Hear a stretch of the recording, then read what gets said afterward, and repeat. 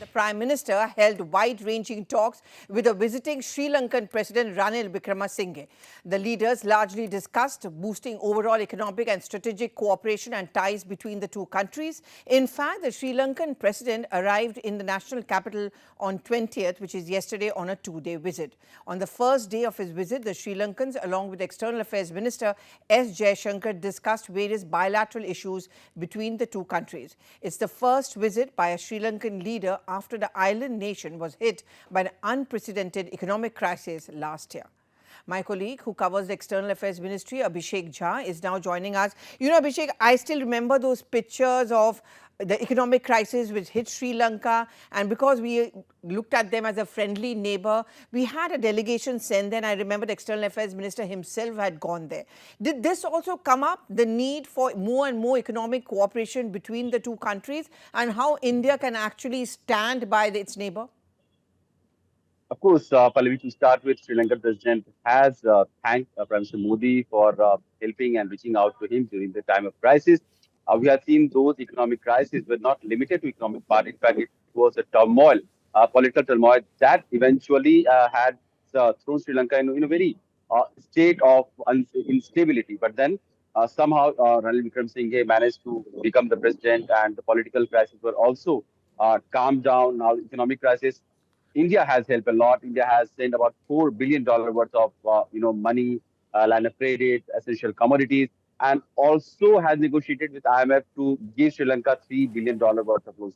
About so this much of money has helped Sri Lanka to tide over the current crisis scenario. But now, as the President Ranil Wickremesinghe in the past has also expressed desire for more Indian investment, because that will be the a desirous way, that will be the more sustainable way that he desires, that will keep Sri Lankan economy afloat. It will not be the help that India has will be sending, or for that matter, any country would be sending continuously. The Sri Lankan economy has to stand by its own merit, and for that, lot of investment is needed.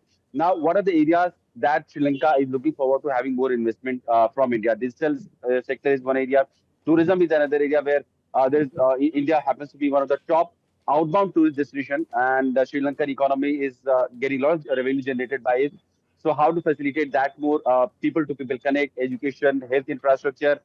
Then of course, energy is something that Sri Lankan economy is also needing sustainably, supplied with, and Sri Lanka is looking forward to having a pipeline through which it can always have a resource of fuel supply from India to its own country. So clearly, almost the bilateral negotiation that the president had with Prime Minister Modi was encompassing in all dimension of the bilateral, trade, connectivity, and people-to-people engagement.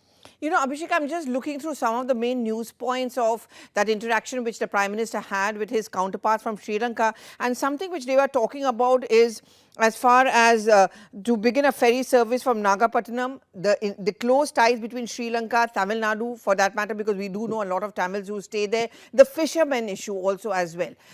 Can you just give us in detail what exactly that was talked about at this meeting?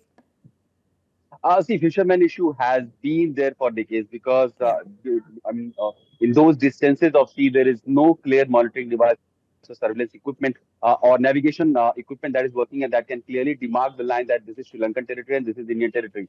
So fishermen at times, inadvertently, or at times, some of them because of the greed, adventure into that territory of Sri Lankan water, where when the Sri Lankan coastal guards, they confiscate their boats, and arrests are also made. So this time also this issue came up for discussion, and both the side agreed that this issue should be handled with a humane approach. Prime Minister himself has also said during his press statement that the issue of fishermen will be handled with humane approach. This is something that both the sides have agreed upon.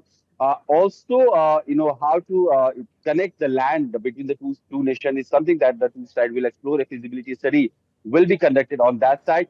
Another major area of discussion is the UPI payment system that Sri Lankan, that Indian tourists who will be visiting Sri Lanka would be able to enjoy the UPI payment system, which is now prevalent in so many economies across Europe, Gulf, USA, in Southeast Asian nation, and in the neighborhood. So Sri Lanka will be the next major country where a lot of Indian tourists go, and now they can use the UPI link system also. Rupee transaction is something that has already been discussed between the two sides, that the trade settlement between the two countries can happen in rupees. So it looks like the Indian currency is also getting some sort of strength in all these bilateral trade negotiations that Prime Minister Modi and his government is having with so many countries, including countries from neighborhood.